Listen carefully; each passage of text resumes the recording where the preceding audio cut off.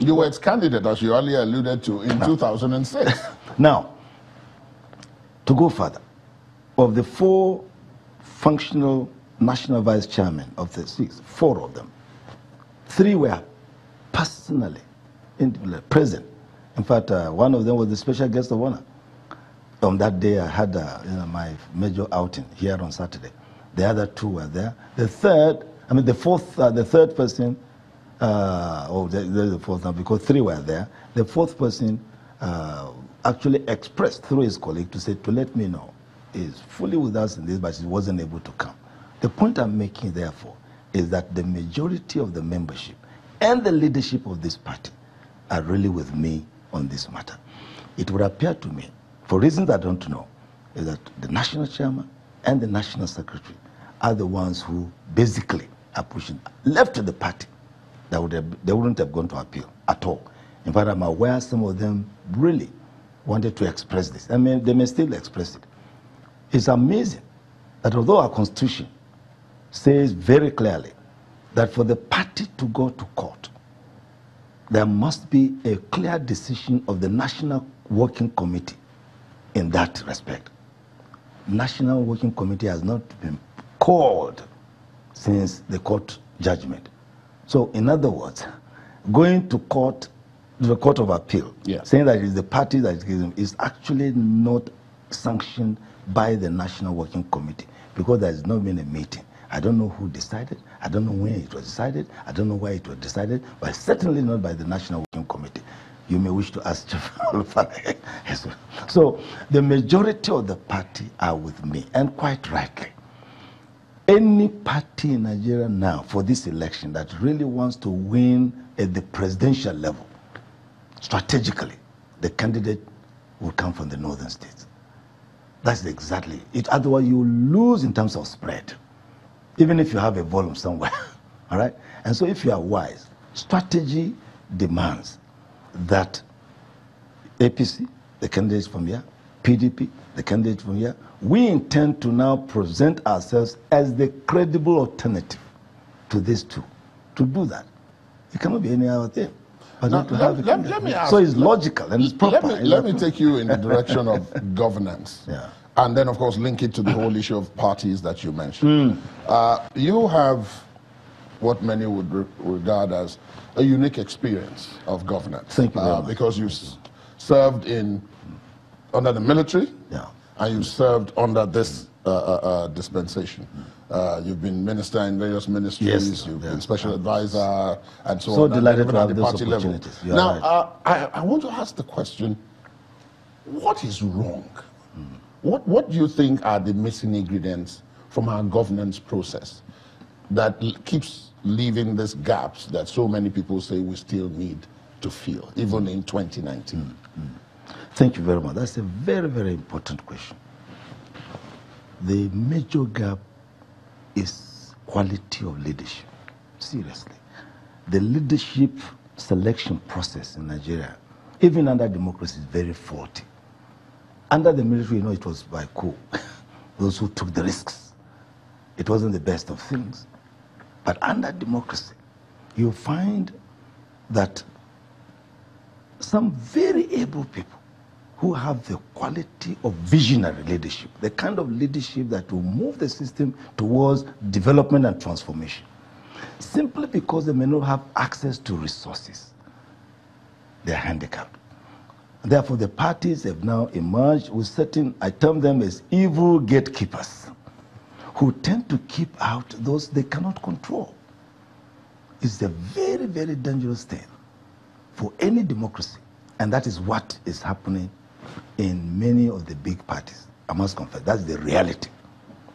Therefore, we in the SDP, we think, and we really succeeded, and we hope we will not succeed, to really say, now look, let the emergence in terms of leadership be a matter of democratic choice of the people, not bought, not purchased, not manipulated, not confused. Because if we do that, you will not allow the right people to emerge. In a democracy, you need the democratic forces to genuinely and freely and credibly elect their leaders.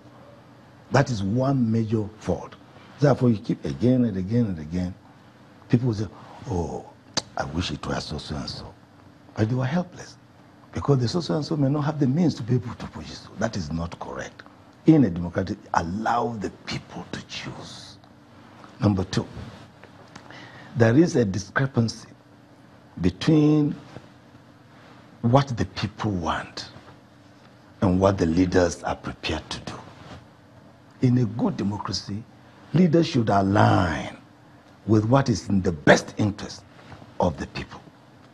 And that is why in the SDP today, when we come to that, we'd like to really take this opportunity to let you know that the programs we've designed were designed after a very serious research of what Nigerians want. What are the yearnings? What are the fundamentals? What are the moving forces? Therefore, the policies and programs are relevant to the needs and aspirations and yearnings of the people. As number, so policies and whatever the people are not usually synchronized. Right. People come to implement what they like, what their group or what their class or what their little group like. What is it that will benefit the people? What is it that would uplift the people? What is it that will transform the people? That is the question we'll be asking. Thirdly, there is a lack of capacity. You know, there is a whole difference between a dream and the reality. We in Nigeria, we like to dream dreams, beautiful dreams. But there seems to be a lack of capacity to translate our dreams into reality. We may have a beautiful plan, how to develop the nation, but it takes a lot of hard work. And leadership have sacrifice and mobilization and investments and so on to translate the dreams into real action. You would have therefore discovered that a number of parties are not able to do that. And so the people at the end of the day are disappointed. They are promised a lot, not translated into reality, then there is a kind of a collapse of expectations. Let me give just an example. One of the ruling parties, I wouldn't... Infrastructure is one of the most critical things Nigerians have been crying about, particularly power supply. Also roads, railways and so on, but particularly power supply. And then comes an administration that now groups the infrastructure ministries of works, of power, of housing, heavy infrastructure into just one ministry with one minister. It's impossible. However efficient that minister may be, it's not possible. If it comes to it, that's one of the things we want to do. When it comes to infrastructure, our own plan is to decentralize the administration of the provision of roads, railways, power, and so on. Why centralize it? For example, our own infrastructure, once we design, implementation, two things will happen.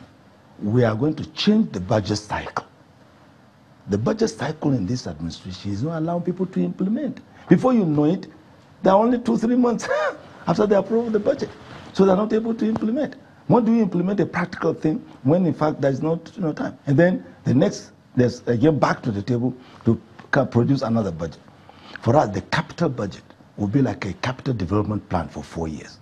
When we come in, we'll have a 4-year plan that will be implemented, that will be approved as a budget right from the start. So you spend 4 years implementing